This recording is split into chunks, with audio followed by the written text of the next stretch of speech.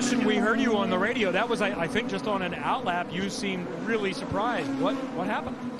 Well, yeah, I would say I'm surprised, but at the same time, we were struggling through there in the beginning of the session, just with rear compliance. And I mean, I wasn't really pushing on an outlap, and losing it like that on an outlap, I think just proves it. I mean, yeah.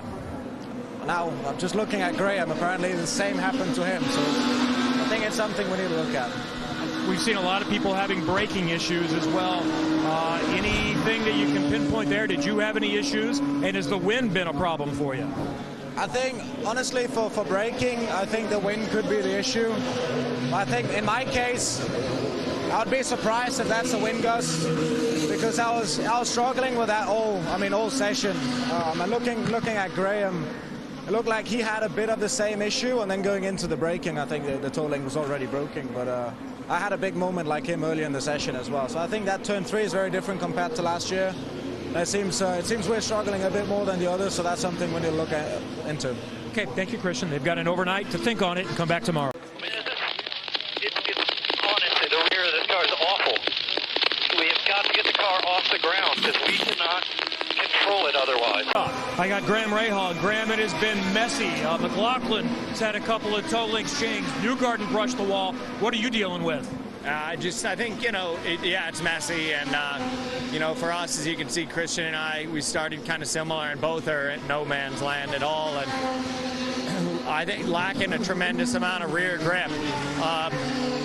Compared to Jack, I'm 5% forward on brake bias. It doesn't make a lot of sense. So we're going to have to obviously change brakes to try to settle the rear of the car down. But it's tough. I think they repaved, or at least I thought from what they said in the notes, that they repaved a couple areas that are just bumpier than hell. So it's a major challenge.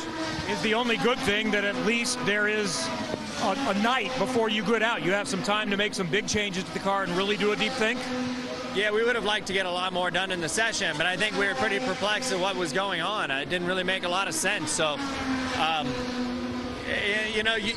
it's just a major challenge, Kev. I mean, we tried to take some stuff from the simulator. It did nothing but sidetrack us to this stage. So we just need to put our heads down. Overnight, we need to look at what Jack's doing, which is a completely different setup. But even he's 15th, so we've got a lot of work to do. The positive is, to be frank, I'm terrible. I'm driving at 60%, and yet you're only a second and a little bit off. It's super close, so we're gonna just have to put our heads down. Thank you, Graham. So I'm bombarding him. I haven't even said if he's okay, but we know Kyle Kirkwood is okay. Good session. Spent some time P1, ended up 4th. Yeah, not too bad. I'll take it. Day number 1 of the season for the number 27 AutoNation Honda, and we led pretty much the entire session. I don't know what the guys did there at the end, but I assume some of them went to new tires. I know Colton probably didn't because he's right there with us. But I mean, can't ask for a better way to start off the season than this right now, because we were quick right out of the box. I know you came in with a lot of optimism. Testing has gone well, but there's limited practice time. What does that do for the entire program when you back it up in the first official session? That's a lot of IndyCar right now, is just rolling off the trailer fast. And because there's such limited track time and testing and practice here, even limited amount of tires, it's definitely a feat when you're far back and you're trying to catch back up. So to roll off like this, knowing that the other guys are quick as well, is definitely going to give us some confidence rolling through the rest of the weekend. Good start. Thank you. Thank you.